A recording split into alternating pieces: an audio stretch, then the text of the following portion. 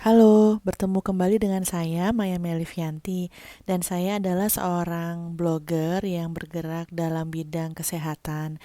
Jadi saya sendiri bukan seorang pakar nutrisi yang bersertifikat ataupun ahli nutrisi. Jadi saya tuh hanya membagikan dari pengalaman yang saya jalani selama 2 tahun belakangan ini. Saya sudah melakukan diet, berbagai macam diet ya, dan pada akhirnya kembali ke diet yang sehat begitu. Jadi saya sendiri menuliskan pengalaman saya ini di blog juga di Instagram Fit Kitchen. Dan saya sudah bekerja selama 8 tahun di bagian media sebagai marketer dan juga sekarang bekerja sebagai freelance interpreter juga tutor di Unacademy. Nah, alasan kenapa saya ingin membagikan pelajaran mengenai diet sehat ini, karena saya sendiri mengalami bahwa setelah diet yang buruk itu, saya malah jadi sakit walaupun saya turun berat badan, tapi saya jadi sakit gitu. Namun setelah saya mengganti pola diet saya dengan diet yang lebih sehat, yaitu dengan makanan sehat dan seimbang, justru saya eh, masih bisa menurunkan berat badan juga hidupnya lebih sehat begitu ya, bisa menurunkan kolesterol, asam urat juga tensi saya menjadi normal kembali. Nah, itu sekilas mengenai latar belakang saya dan kali ini saya ingin mengajarkan mengenai bagaimana menghitung makronutrisi ya dalam diet kita gitu. Jadi seperti yang sudah saya jelaskan sebelumnya di pelajaran sebelumnya bahwa kita dalam diet sehat itu tidak perlu menghilangkan salah satu nutrisi ya, misalnya seperti karbohidrat ataupun protein ataupun lemak gitu. Jadi kalau kita memang ingin diet, kita tidak perlu menghilangkan, misalnya kita nggak makan karbohidrat sama sekali ataupun kita tidak makan lemak sama sekali, enggak ya. Tapi sebenarnya tiga nutrisi besar ya, seperti karbohidrat, protein, dan lemak, itu kita perlukan dalam kehidupan sehari-hari kita, gitu ya. Jadi di sini saya akan mengajarkan bagaimana cara menghitung ketiganya itu ya, makronutrisi, supaya kebutuhan kalori kita masih terpenuhi, tapi juga ada pengurangan untuk menurunkan berat badan, begitu.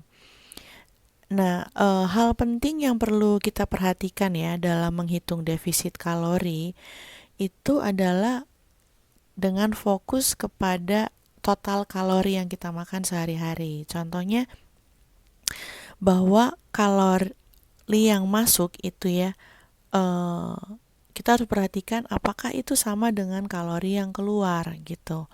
Nah, sebenarnya dalam menurunkan berat badan tuh simpel aja. Kita harus mengurangi gitu ya jumlah kalori yang kita makan sehari-harinya.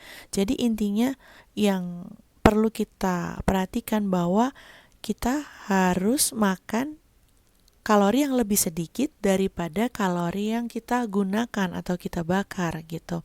Jadi itu sebenarnya inti dari defisit kalori ya, dan menghitungnya juga kita harus fokus kepada kalori itu. Jadi maksudnya dalam artian kalau kita makan, kita harus bisa mendata gitu ya secara otomatis.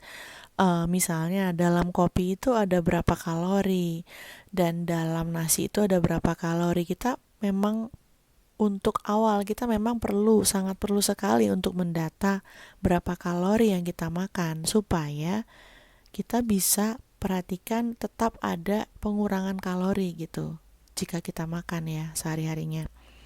Nah, yang kedua, selain kalori juga kita memperhatikan pada protein. Nah, protein ini sangat penting ya untuk membantu membentuk dan mempertahankan otot kita. Jadi, walaupun kita diet, kita tetap bisa membentuk otot kita sekaligus gitu. Jadi kita tidak kehilangan massa otot ya karena kita kurang protein. Jangan sampai seperti itu, karena jikalau kita kurang protein ya, tanda-tandanya itu kita akan menjadi lemas. Kita tidak akan kurang nafsu makannya gitu, dan kita bisa menurun ya, vitalitas kita dalam kehidupan sehari-hari itu menurun gitu. Itu tanda-tanda kita kurang protein. Jadi jangan sampai dalam diet sehat ini kita kurang protein.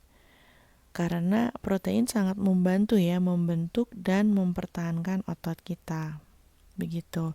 Nah, dari mana saja kita bisa dapat protein? Kita bisa dapat protein dari dada ayam, dari telur, dari ikan, ya terutama ikan salmon, ikan kembung, ikan tuna, dan juga kita bisa dapatkan dari tahu, dari tempe, dari kedelai, kacang-kacangan itu masih termasuk dalam protein gitu. Nah, selanjutnya setelah kita tahu ya, kita fokus pada kalori dan protein. Nah, sebenarnya yang penting juga kita perlu ketahui adalah kita perlu menghitung asupan protein gitu. Jadi sampai kita bisa tahu berapa gram sebenarnya protein yang kita butuhkan gitu sehari-harinya. Nah, caranya adalah uh, kita bisa menghitungnya 0,7 sampai 1 gram dikali tujuan berat badan yang diinginkan dalam pounds ya.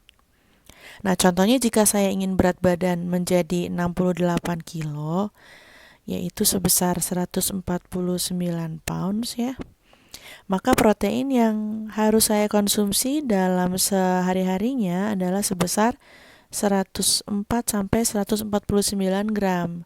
Itu jadi 0,7 dikali 149 gitu. Nah, angka ini kita perlu perhatikan ya dalam konsumsi protein kita sehari-hari. Setelah kita tahu berapa gram protein, kita bisa masukkan ke dalam aplikasi yang bisa menghitung atau mendata ya berapa kalori yang kita perlukan sehari-harinya gitu yang kita konsumsi. Nah, sebenarnya banyak aplikasi di luar sana ya, tapi di sini saya menggunakan MyFitnessPal ya, MyFitnessPal. Anda bisa cari di Google, di iOS ataupun Android gitu. Jadi di sini pertama setelah kita setting ya, misalnya kita ini butuh berapa kalori per harinya, setelah itu kita setting, kita masukkan ke goal, cari goal. Nah, di sini kita setting kalori dan makronutrisi goal. Nah, di sini saya 1600 kan kalorinya ya.